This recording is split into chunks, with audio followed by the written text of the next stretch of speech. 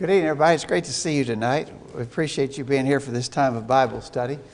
We're starting a new study tonight, and I hope it'll be helpful and informative and encouraging. We're going to do something we haven't done in a good while.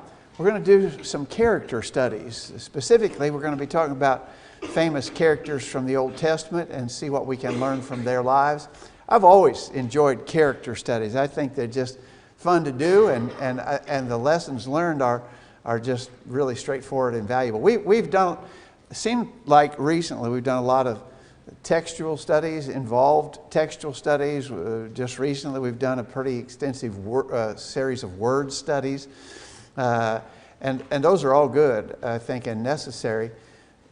And so this is a little less intense, a little less technical in the kind of things that we'll be talking about, but I think maybe as much or more so practical as we study the lives of these Bible characters and what we learn from them that's good, and potentially what we learn from them that is not so good.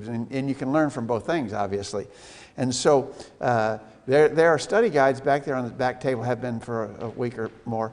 And if you want to get one so you can prepare ahead of time, it'd be helpful, because we're going to be really looking closely to the questions that are in that study guide. Our character for study tonight is a famous one, obviously. We're going to talk about Noah. And so we'll be looking in the book of Genesis, and especially we're going to be spending here our first part of our class talking about Genesis chapter 6, when Noah was called to build the ark and all that surrounded that.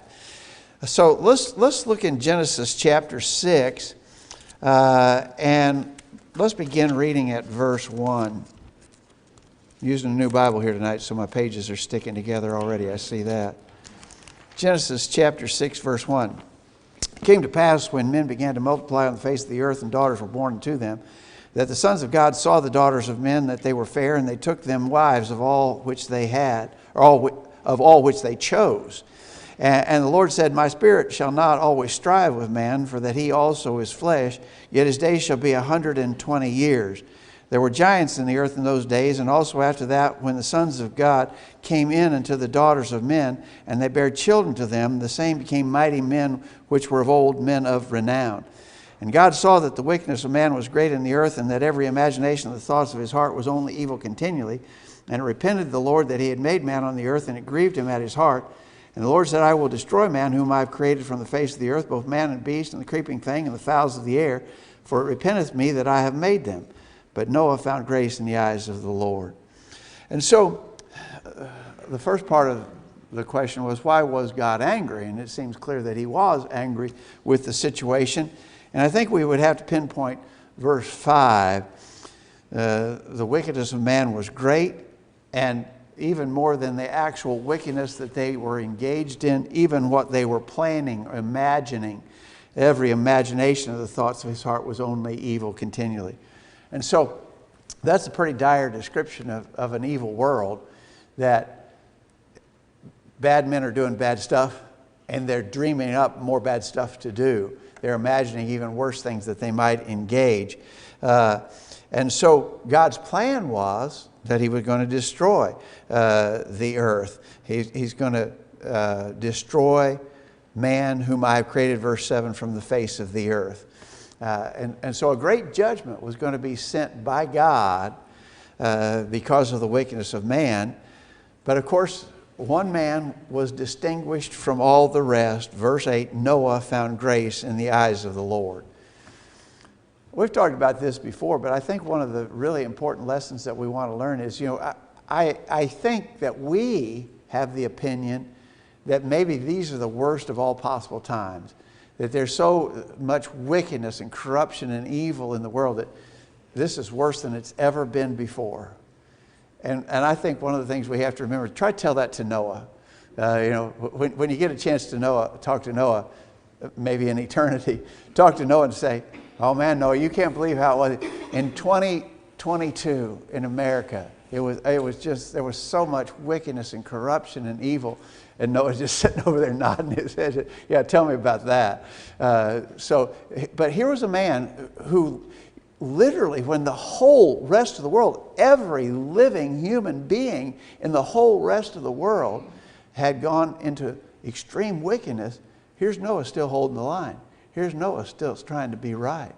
That's amazing and impressive. Now, the fact that Noah found grace in the eyes of the Lord, what would you conclude when it says that Noah found grace in the eyes of the Lord? What is grace? Anybody? Unmerited favor. So even Noah wasn't a perfect man, right? But he was a man who was striving to do right. And so even Noah needed a little help. He didn't get the favor of God by virtue of earning it or meriting it. It was still unmerited favor of God, but he was a man who could receive that because he was striving to do what was right. Notice verse 9. It says, these are the generations of Noah. Noah was a just man and perfect in his generations, and Noah walked with God. Now, it says that the King James Version that I'm reading here says that he was perfect in his generations. What's another? If you're reading a newer translation there in verse 9, what's it say instead of perfect? Blameless. The English Standard and the New American Standard Version use the expression blameless. Well, okay, perfect, sinlessly perfect, blameless, cannot be blamed with anything. Is that what that means? Can you think of, and the question is asked, question 5, in the New Testament, there's an office that specifically requires blamelessness, and of course it's elders, right? 1 Timothy chapter 3 verse 2 says an elder must be blameless. So an elder has to be literally blameless, fully blameless, completely perfect, sinlessly perfect. Was Noah sinlessly perfect? He was blameless, like an elder must be blameless, but that doesn't mean sinless perfection, right? It obviously doesn't mean sinless perfection in the case of elders, and I don't believe that it meant that in the case of Noah. But Noah was a good man. He was a man who was striving for righteousness, and that's why he was recognized in contrast to all the literally every other man and human being on earth. And so you got to think Noah was an extremely good person. Monty? I think when we have this idea of blameless here, we understand that he would have been living under the patriarchal time, and God was dealing with the heads of the families, and he would have been that head of the family. So just like we see in the record as it talks about Job, how he regularly offered sacrifices for himself and his family in case some of them had sinned, I think it's safe to assume that Noah would have been that same type of person. It's not that he was sinlessly perfect, but he was following the commands of God to take care of those things when they did sin. And so I think that's the idea of it here. No, not that he's perfect, but he was doing what God asked him to do, or God commanded him to do, in order to be back right with God. To stay in a right relationship with God, right? He was striving for a right relationship with God. Nobody else was. John? Both versions he's talking about, God called them both righteous before he called them blameless. Yeah. So he gives the idea that they were doing, like you said, what God had requested. I think you're right. I think that's right. Of course, Romans 3:23 still says all have sinned and come short of the glory of God. The only exception to that being, of course, Jesus Christ himself. So again, understand that Noah was a good man, but he wasn't sinlessly perfect. Before we pass from these verses, there's something kind of interesting I wanted to touch on. Verse 2, the sons of God saw the daughters of men, that they were fair, and took them wives of all which they chose. And then verse 4, there were giants in the earth in those days. So here's the tale that is told about that.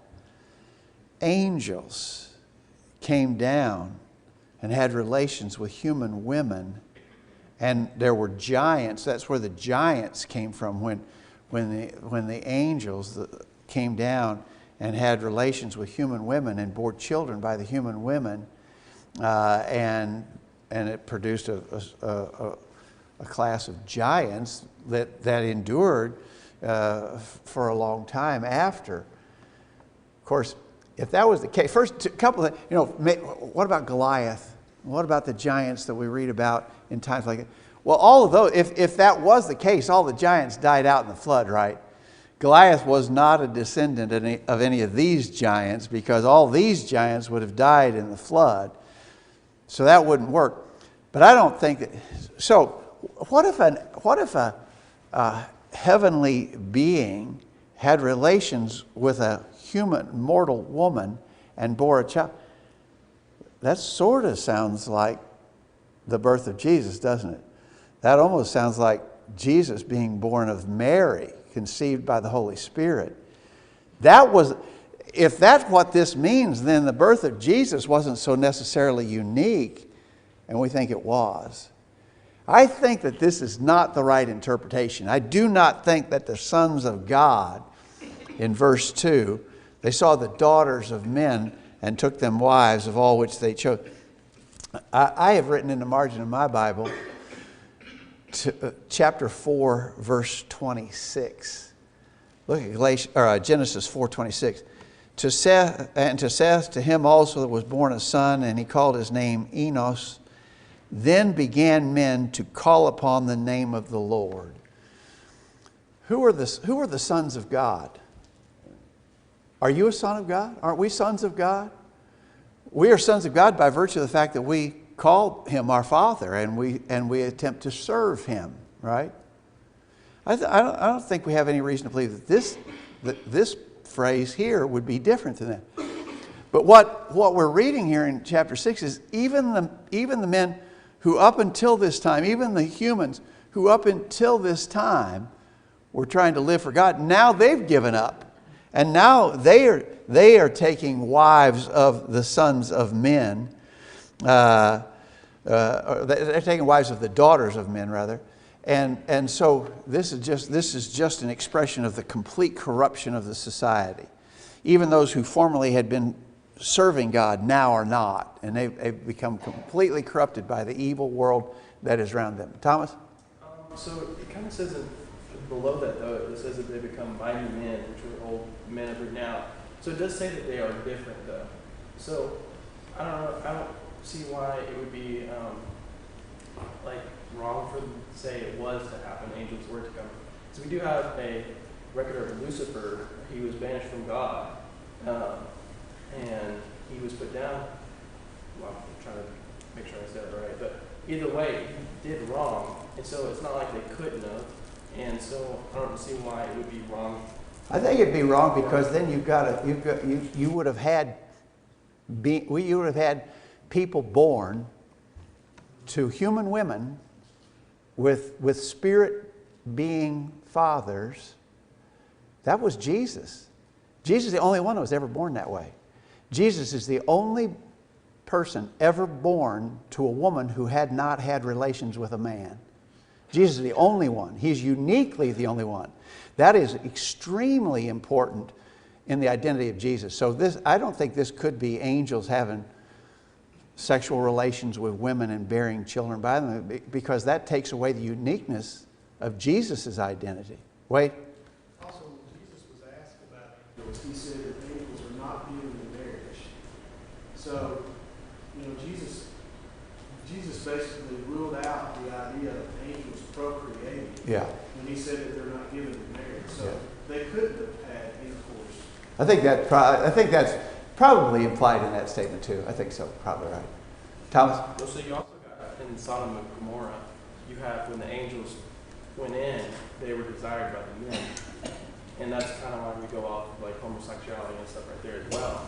So it's not like they weren't desired by humans per se either, though, too. But I do agree with the marriage thing. I think that's a big thing against it, though. Yeah. I really think that the only workable explanation here is that the sons of God were the ones who, back in chapter 4, verse 26, were the ones who were calling upon the name of the Lord. They were those who were serving God faithfully. But even now, I think all that's being described here in chapter 6 is that even those people have been corrupted by the evil world, and uniquely the only one left is Noah. John. We're studying Luke, and there's the genealogy of Jesus. I read through that whole thing. I almost read it for you the other day. Good, good, good. If you go all the way back, it's God and then Adam, and it says Adam was the son of God. So we are children of God. Yeah. The fleshly beings are children of God. Okay. That's true. That's true in the physical sense. I think that this, though, is probably speaking of the spiritual sense. They were sons of God.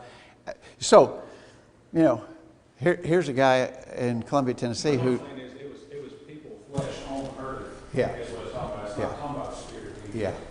I think that's right. But here I'm of the opinion that the designation here in 6:2 is talking about those who were, as we are, the spiritual sons of God.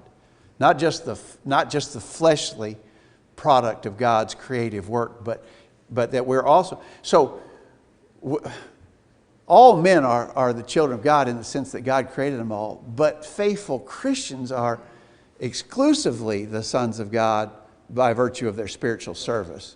And I kind of think that's what chapter 6, verse 2 is talking about. Karen? Yes, I always thought that this meant that it was like the equivalent of Christians marrying non-Christians. It would be akin to that, yeah. Those who say they're serving God, but they're marrying those who don't care to serve God, and usually that just ends up in an unequal yoke, and the Christian ends up falling away. Typically, statistically, it's very high percentage. Yeah. Yes, Monty. We also know that God said that things were going to reproduce after their own kind, and that is a scientific principle that we understand. We depend on it. When we want to raise calves, we don't go buy goats and donkeys. We buy cows to have calves. And so for angels, if we were going to think that it was angels, that's a different kind of being altogether from a human. And so there wouldn't be any reproduction there, assuming they was even able to have a relationship. So we reproduce after our own kind. Angels are a different kind than people. They wouldn't have been any reproduction there. So, and like Josh mentioned, we see Adam referred to as a son of God.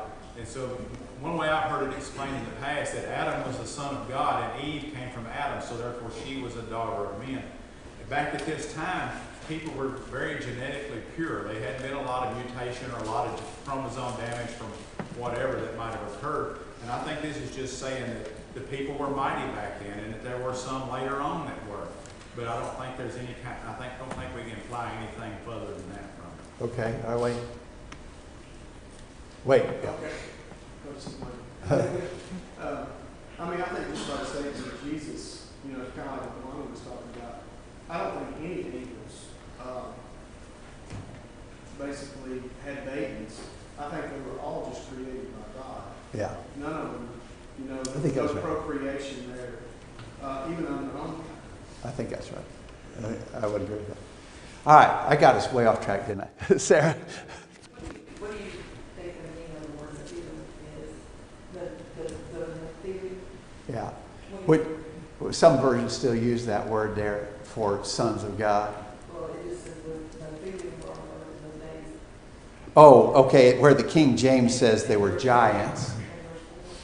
Yeah, it was a particular descendant. All of these would have been descendants of Adam, right? These are all physical descendants of Adam, and so it was a particular class of people who apparently had some genetic analysis or agreement. Again, when the people went inside the land, which was an act of blood, that there were sons of Nephilim then, and so there would have been a sonship, and because all of them would have been destroyed with blood. Yeah, yeah. I think probably that the King James probably is as helpful as anything there, when it just calls them giants. They were a class of men who were physically distinct from other men. But when it calls them giants, I don't know. I don't. But again, as you say, every giant that's mentioned there in verse 4 died in flood, and all their descendants died in the flood. And so there had to, after the flood, there had to have been some men who began to show genetic differences that set them apart from others. And they also began to produce giants or Nephilim and after the flood. But it wouldn't have been these people. What have we got? I watched a documentary with them. They found several skeletons the size of life. You know, so they evidently was a race of people that were large. You know, And that was apparently true before the flood and after the flood. But the giants that came to be after the flood would have had to start fresh again. They didn't descend from the. Boy, I got us way off. Let's go on. We're talking about Noah. Let's drop that discussion. I'm sorry I introduced that. Let's talk about Noah. So, question 6 in your study guide. Noah was told to build an ark. How did Noah regard the precision of God's blueprints? Read this in chapter 6, verse 14. Noah is told, make thee an ark of gopher wood. Rooms shalt thou make in the ark, and shalt pitch it within and without with pitch. And this is the fashion which thou shalt make it of. The length of the ark shall be 300 cubits, the breadth of it 50 cubits, the height of it 30 cubits. A window shalt thou make to the ark, and in a cubit shalt thou finish it above. And the door of the ark shalt thou set in the side thereof. With lower, second, and third stories shalt thou make it. All right. We sometimes talk about God being a God of details. And he gave some detailed instructions here to Noah.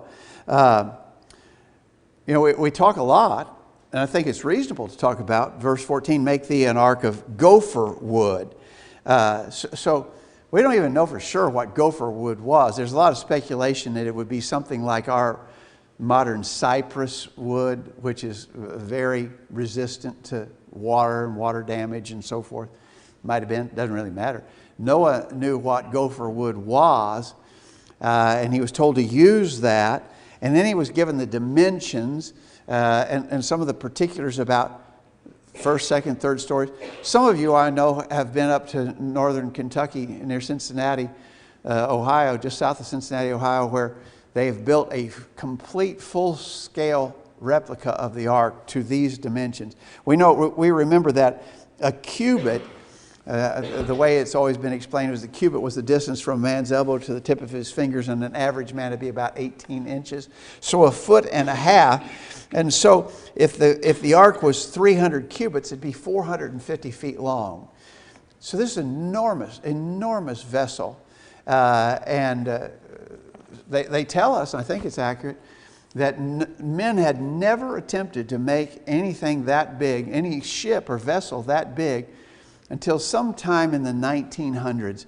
In the mid to late 1900s, they started to construct the super tankers that go across the ocean carrying oil. They are bigger than Noah's Ark, but it was only within these last 100 years or so when men ever attempted to do something like that. And you think about all the modern tools and equipment that men would have today that Noah did not have.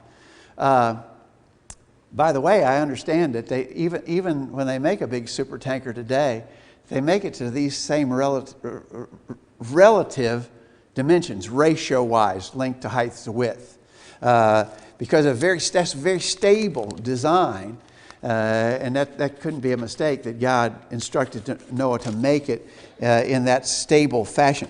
Now, one of the things that we could talk about is Noah's compliance with what he was told to do. Look at verse 22. In chapter 6, verse 22, thus did Noah according to all that God commanded him, so did he. I like to think about how easy it would have been to maybe quibble about the specifications. Gopher wood? Are you serious? Gopher wood? I can think of some other wood, I think, that would be just as good, probably be easier to get, easier to work with. I don't like gopher wood. I'm not interested in using gopher wood. Surely a different kind of wood would be okay. Or those dimensions. And what about the one window? A window shalt thou make it to the ark, and a cubit shalt thou finish it above. I'm thinking more windows, because we're going to put all those animals in there, and they're going to be in there a long time. Have you thought about how bad it will stink in there after a while. I'm for cross ventilation. I think cross ventilation would be good. Let's get more windows. I'm just, all that's tongue in cheek, obviously. Noah could have quibbled about the details, and he didn't. He did, I think, what an amazing statement. Thus did Noah according to all that God commanded him, so did he. That's impressive. That's amazing. Monty? When we read about faithful men of God and things they did, kind of like this, right here it says Noah did according to all that God commanded. Then we read over further where in Moses, when God gives them the law and gives them all the instructions about the temple, the tabernacle and the Ark of the Covenant, and all the things that he done, it says that they did everything exactly after the pattern that God gave them. And then later on, when Solomon built the temple, God had revealed how that was supposed to be to David, and he had drawn the plans up, and it tells him how David gave them to Solomon, and he done everything according to the plan. And so we can see a consistent pattern of people that are praised as faithful to God, do things exactly the way God did them. And if we're going to be God's faithful people today, we're going to execute things in the church exactly the way God gave it. Yeah, I think you're right. And, it's a mistake that modern man has decided God doesn't care about details. For some reason, men today have decided the details don't matter to God. He does not care. All through the Bible, he seemed to care. Right? JD? Yeah, so two thoughts came to my mind with reading that passage. One would be, other, even we would say the good kings of Judah, even about them, it would say they walked in all the ways of David except for, taking away the high places or something like that. Yeah. Of course, we don't see that about Noah. And then the other thought is the, passage in, I think, 2 Kings 5, we always parallel, with this story of Noah about Naaman. He told to, dip 7 times in the Jordan, and initially he didn't like that very much because the Jordan's a very dirty river. He would rather do it in a river closer to his house that's a lot cleaner, but...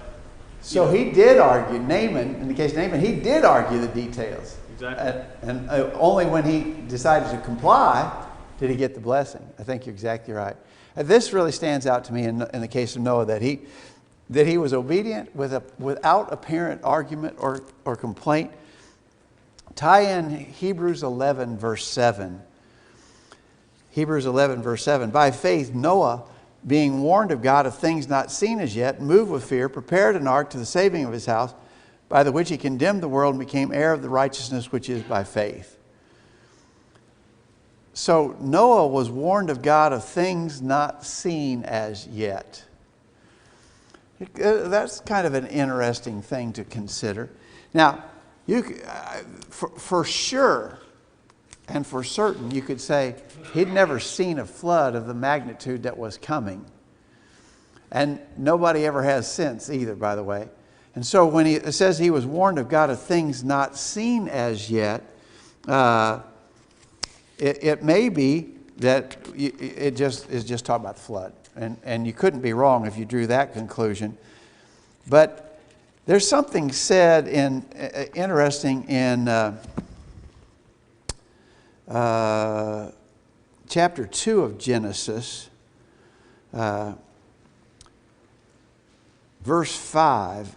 Every plant of the field before it was in the earth, and every herb of the field before it grew.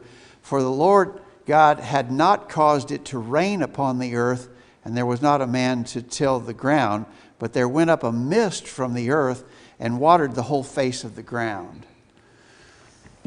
We've talked before about this, but it seems clear that the physical systems of planet Earth were different before the flood. I believe that there's indication that the earth was enveloped in a water vapor canopy prior to the flood. And it would have caused a greenhouse-like effect all over the whole planet. For instance, why do they find in the far Arctic and Antarctic regions of the earth, why do they find warm climate plants, the fossils of warm climate plants in the polar regions of planet Earth? I think prior to the flood, the whole earth was like a tropical paradise, basically. And one of the things that happened when the flood came, notice in chapter 7, it says, verse 17, the flood was 40 days on the earth, and the waters increased, bear up the ark. It was lifted up above the earth. No, wait a minute. Is that what yeah.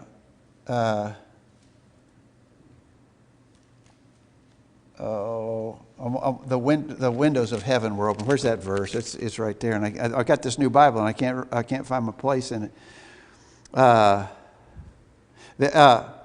Verse 11. This is chapter 7, verse 11. In the 600th year of Noah's life, in the second month, the 17th day of the month, the same day were all the fountains of the great deep broken up, and the windows of heaven were open, and the rain was upon the earth 40 days and 40 nights. I think that windows of heaven reference may be to the collapse of that water vapor canopy that God had created. It also talks about subterranean sources of water that were expelled. So the question is always asked, where did all the water come from that could flood the whole earth in this flood of Noah? Well, I think it came from that water vapor canopy collapsing. That's why now we have extreme temperatures at the polar regions of the earth. I think also the fountains of the great deep being broken up describes violent geological activity that took place during the time of the flood. I think the earth looked way different after the flood than it did before the flood. It's a whole different system actually operates. Here's another question. Not only where did all the water come from, where did all the water go?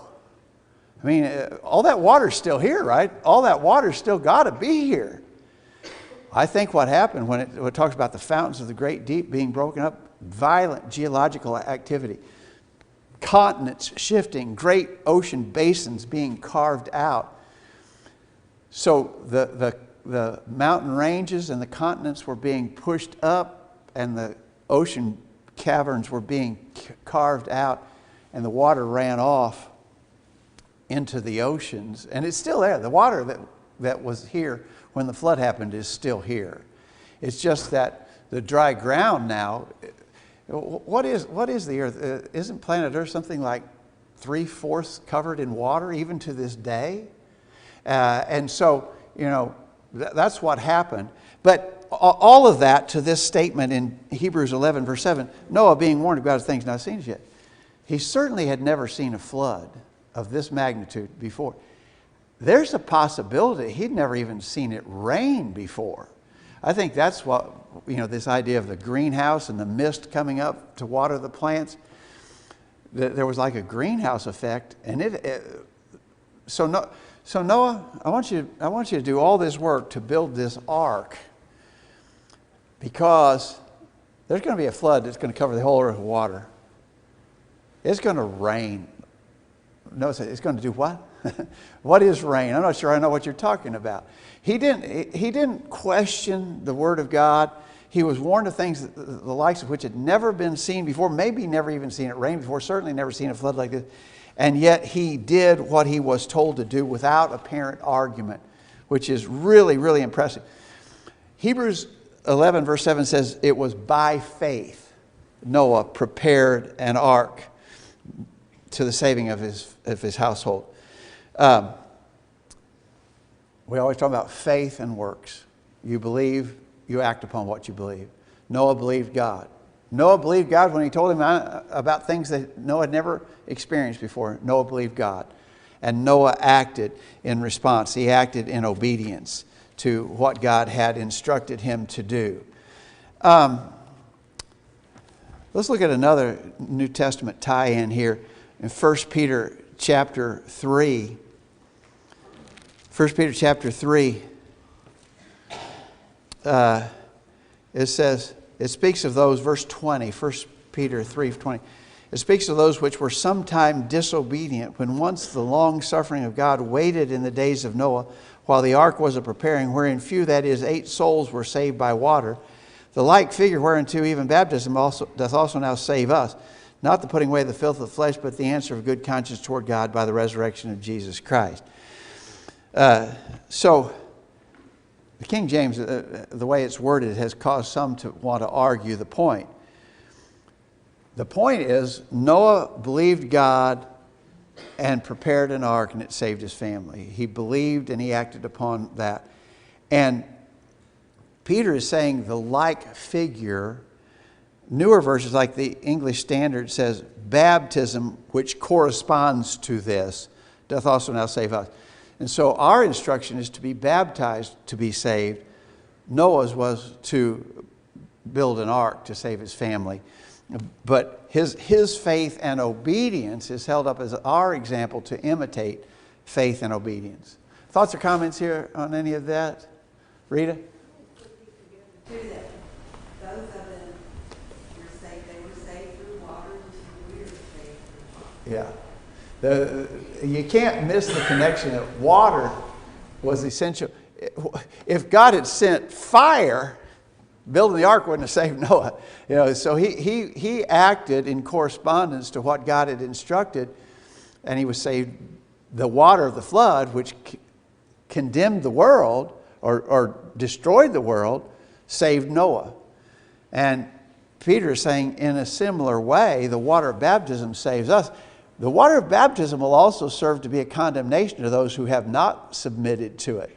If you have not submitted to the waters of baptism, you will be lost eternally.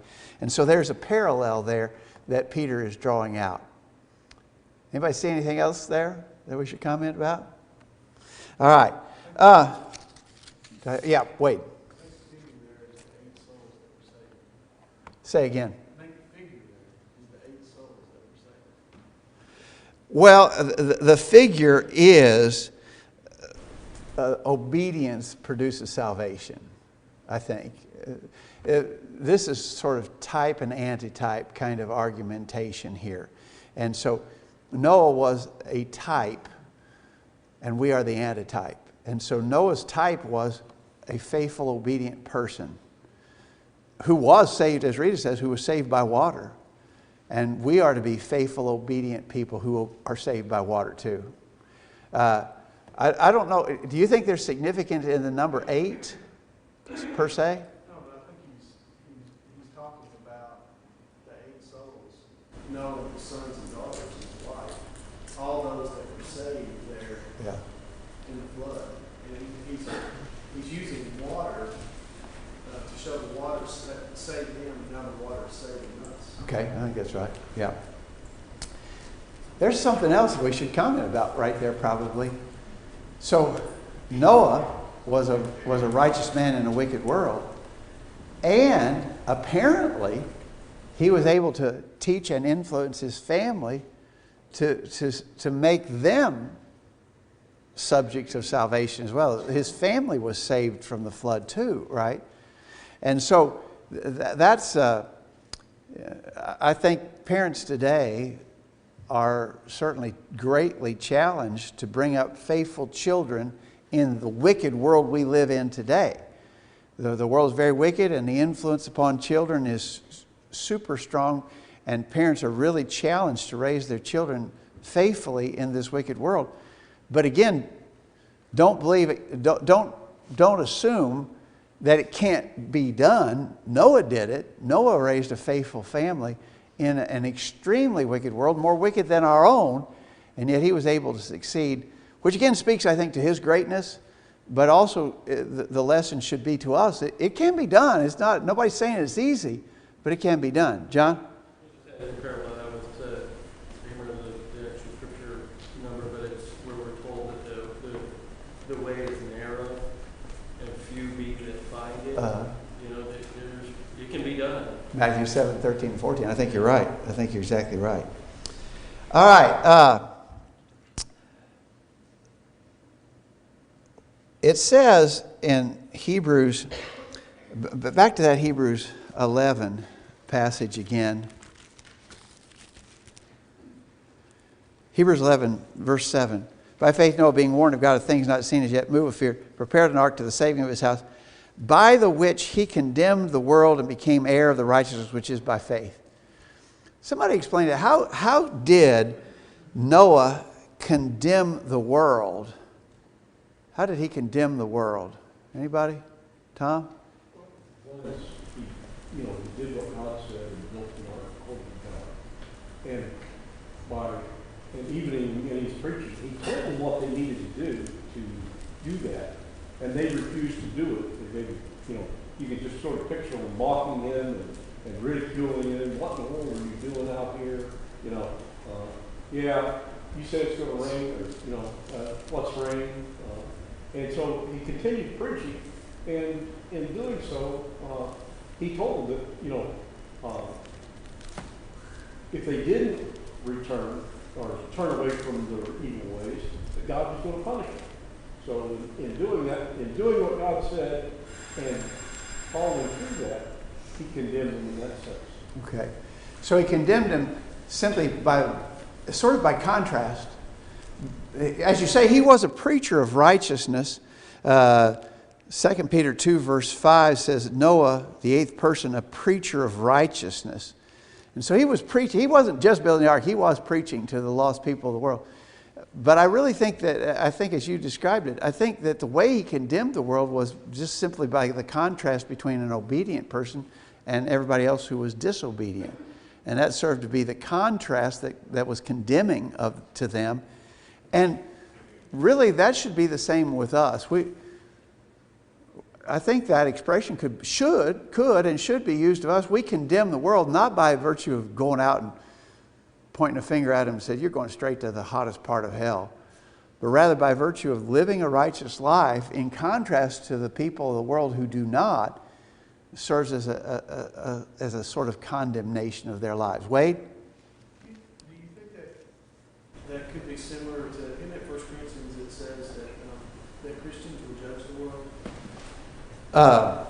What are you thinking of? 1 Corinthians 6.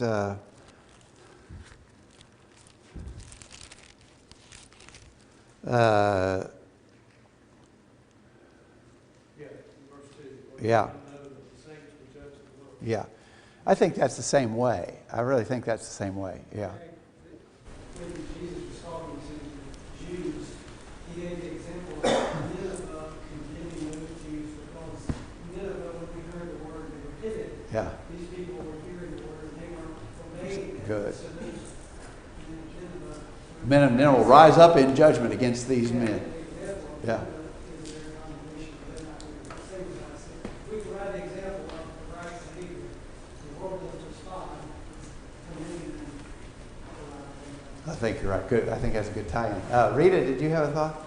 I had a thought on worth giving, but just thinking about, by his faith he condemned the world, that phrase, and I think of not only was he doing by faith what God told him to do, I'm sure he's telling these people what's going to happen, and we can just imagine how much criticism and ridicule and mockery he got from that, and yet he stayed strong and didn't fail. So that, to me, really shows how they were condemned, and that, they took it to that level of just, oh, okay. But they had to mock him and ridicule him, but he stayed strong through faith, and in the end, they worked with him. Yeah. Yeah. I think you're right. You can picture in your mind how the rest of the world would have reacted when at least the people in the general vicinity of where Noah was building this ark, they had to have, the scripture doesn't say so, but you have to imagine that they would have been ridiculing all they was doing as a crazy. They would probably imagine him he lost his mind. And then I've also thought about, chapter 7 there, we don't have time to read it, but chapter 7, God shut them up in the ark. Can you imagine as the floodwaters began to rise, now all the people, they're making a connection. Hey, that Noah was building a big boat over there. Let's get over there. Maybe you have to believe that there maybe even might have been some of Noah's own family relatives who are on the outside of the ark. The floodwaters are rising and they're begging to be let in. They're begging now to be saved, but it's too late. And there's sort of a parallel there to us, Now's the time to be preaching to the lost world, but there's going to be a time when it's too late. Noah didn't open the door. Noah didn't let him in. That would have been a pretty hard thing to do too, I think, in the case of Noah. One last point, and our study guide asked this question. When you get into chapter 9, in chapter 9, remember that verse 20, Noah began to be a husbandman, and he planted a vineyard, and he drank of the wine and was drunken and was uncovered within his tent. You know the rest of that story. We don't have a lot of time to talk about it, but I've always thought that was sort of a sad last note in the life of Noah, that, you know, here's this really good man, and he makes this blunder in regards to drunkenness, and it affected his family in the long term thereafter. You know, so what's our lesson? Never let anyone think that he is so good, that he's accomplished so much, that he has arrived and that he can let his guard down. Here's Noah, undoubtedly one of the greatest men who ever lived, and yet he still made this blunder. And so my thinking on that is that we could draw a lesson from that we should never become overconfident in regards to ourselves and our lives and our service to God. All right, thanks everybody. Next week's lesson, Lord willing, Abraham. Boy, there's a lot to learn from Abraham.